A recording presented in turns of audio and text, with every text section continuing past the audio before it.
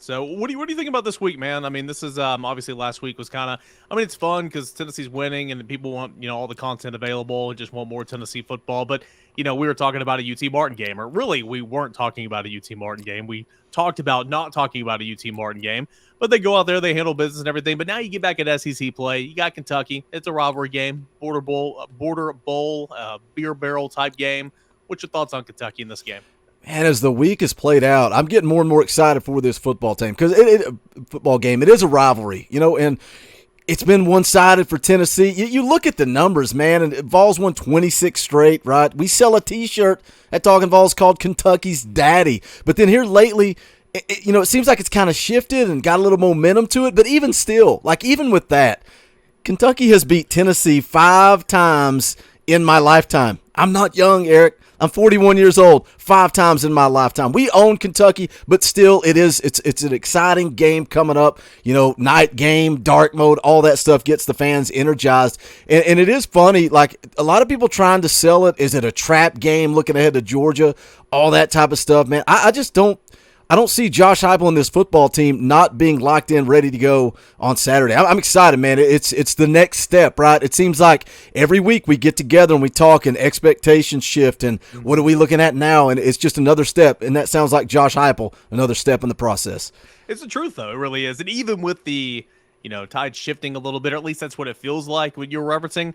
I mean, the 3 Kentucky wins, that's 3 wins in the last 11 tries. I mean, it's still a dominance, one-sided rivalry. But as I like to remind everybody, come Florida game every year, I mean, the past has no indication on what's going to happen this week. Now, Tennessee's the much better football team. There's no doubt about it. Tennessee's got the better quarterback. It's got the more efficient offense. Kentucky's solid defensively, but they have not seen a test like they're about to see come Saturday. What do you like about this Kentucky team, or more so, what could Kentucky do that could give Tennessee problems? Maybe a fearful angle there. Well, I think so many people in this fan base, when you look at it, you look back to last year, right? In 45-42, just an absolute shootout. Will Levis comes out and throws for almost 400 yards, 3 touchdowns. I don't think we're going to see that same football team on Saturday. I don't. And the more I dive into it, the more I look at it on paper, and you're asking me to sell you on something that kind of scares me about Kentucky, the more I dive into it, the more I like Tennessee in the matchup. And you mentioned the defense. Kentucky's defense, 9th in the country in scoring defense, only giving up 16.4 points a game. And when you hear that, it kind of scares you a little bit. It's like, okay, going up against a good defense. Tennessee, number 1 offense in the country. Yards per game, points per game, over 50 points a game. There's no way Tennessee will not score on Kentucky on Saturday. So when you look at scoring defense, look at time of possession, right? That's a big part of it. That's what Kentucky wants to do. They want to slow down this football game. They want to grind it out, eat clock. How are they going to do that, Eric? Are they going to try to run the football? Because that's something else that kind of surprises me is the hype around Kentucky's run game. And I know, I get it. The fact that Rodriguez was out, the first 4 games of the year? I think it was. So when you look again statistically, yards rushing per game, only 113 yards per game on the ground. Yeah, it's and then a bit. Yeah, exactly. And that's the thing. We can twist numbers both sides, right? Time of possession, Rodriguez being out. Tennessee, it's good on good. If Kentucky's going to try to run the football, I like Tennessee's odds to stop that run. 6th in the country, only giving up 93.5 yards a game on the ground. I like this Tennessee run defense. Yeah, I mean, I said it going into Alabama, that Tennessee run defense looks good, and some of that, again, is skewed a little bit. I mean, LSU was playing from behind. UT Martin threw every single play of every game and all that. So I understand that there's less rushing attempts, but it's been really solid. Jahmyr Gibbs said going into Alabama, I said, hey, we'll find out how good Tennessee's rush defense is. And for the most part, sure, Gibbs got over 100 yards on the ground, but nobody else got anything. And you take that every single day of the week, right? I mean, I think he finished like 108 yards or whatever. That was a really good effort from Tennessee's front 7. They're going to be tested. Rodriguez, they're going to run. I'm like you. I don't. Now, they did it last year, so I'm not putting it against them if they do it again, but I don't anticipate them trying to play Tennessee's game and trying to win Tennessee's way. I think they're going to try to win their way, and that's going to be running a lot with Chris Rodriguez. Plus, Will Levis is not 100% healthy right now. But what about Rodriguez and that offensive line? Do you think it will test Tennessee? Do you think Tennessee will be able to overcome that stagnant run game? And more so than anything, I just look at that offensive line for Kentucky, and it's not nearly as good as it was last year.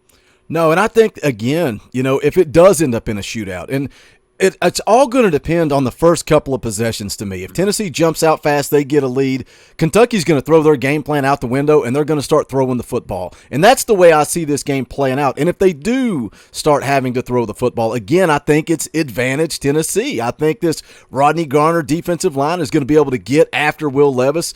They've shown the lack of ability to protect the quarterback. And if you put pressure on Will Levis, if you force him to make quick decisions, I like him to make mistakes. And again, we're talking about a scenario where Tennessee jumps out to a lead. Now Will Levis has to sling the rock around. If you can take advantage of that, force him into turnovers, we've seen it. We've seen it time and time again with that kid. And, some people out there claiming he's a number 1 draft pick, and you've talked about it. I've heard you talk. He is definitely going to be a guy that plays in the NFL. There's no question about it. He's got the body type. He's got the talent. He's got the ability. But he's also shown that he cracks under pressure. We saw it earlier in the year. Game on the line. Puts the ball on the ground, twice within the last couple of minutes of the game with an opportunity to go win the football game. But, yeah, to answer the question, I like, Tennessee's I like their defensive line and the ability to get after the quarterback, put pressure on Levis, and force him to make mistakes.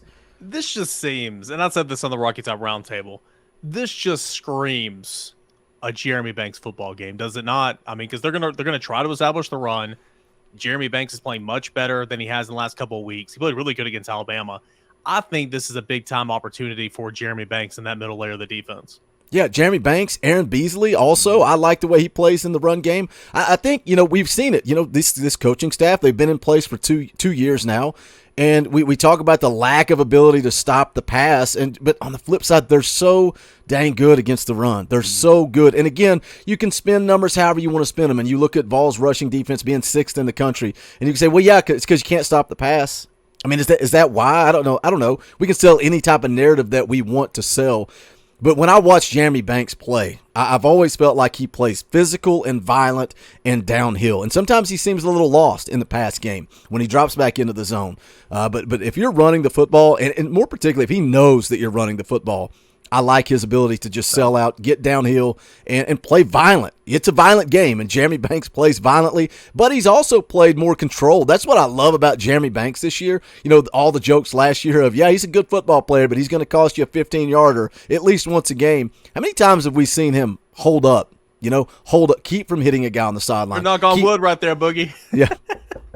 If he gets a 15-yarder, it's on me. Yeah, you're exactly right, though. I mean, he and that's something Brian John Maurice talked about over the offseason and everything. It's getting him to play chaotic football under control, if that makes sense, because he gets so wound up, but you gotta tame him a little bit because he's got so much athletic ability. And you're right. I mean, I've seen it countless times, him holding up. I even cracked a joke. I forgot what game it was. He was helping somebody up. Like, he hit the quarterback, was like, all right, here, let me help you up right there.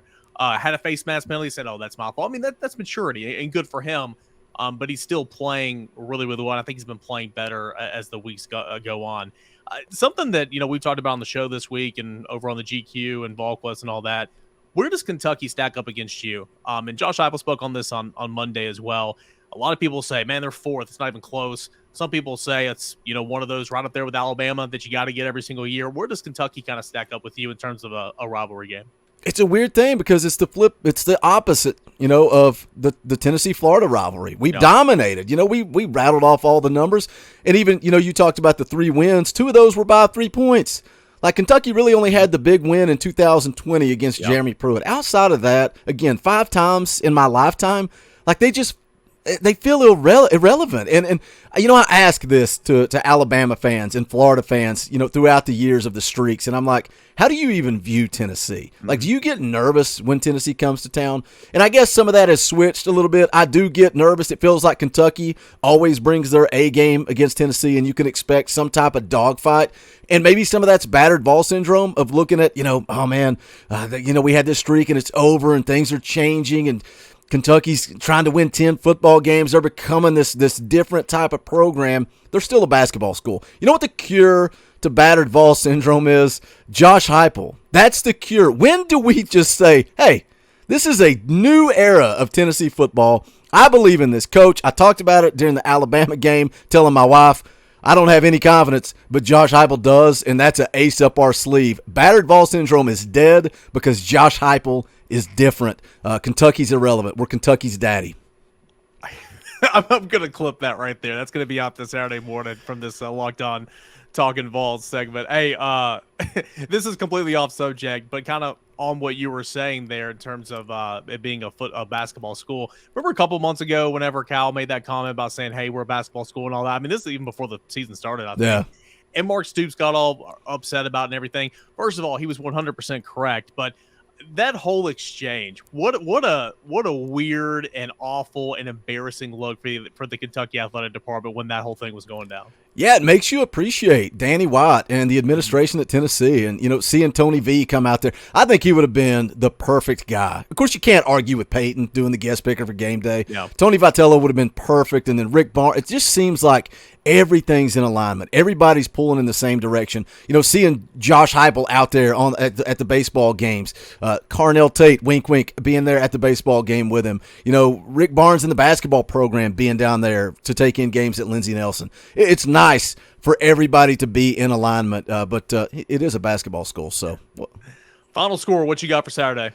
Man, like I said, the more this week plays out, the more I just think this matchup plays into Tennessee's advantage. I think they do score early. I think they score often. I think they jump out front, and Will Levis just cannot get it done. They're going to completely abandon the run game, and I like Tennessee's defensive line to get after him, put pressure on him, force him to make some mistakes. Tennessee, I'm telling you, I called this game a toss-up all offseason. Vols win big. I'm going 42-28, and we're enjoying it. We're not even nervous or anxious on Saturday.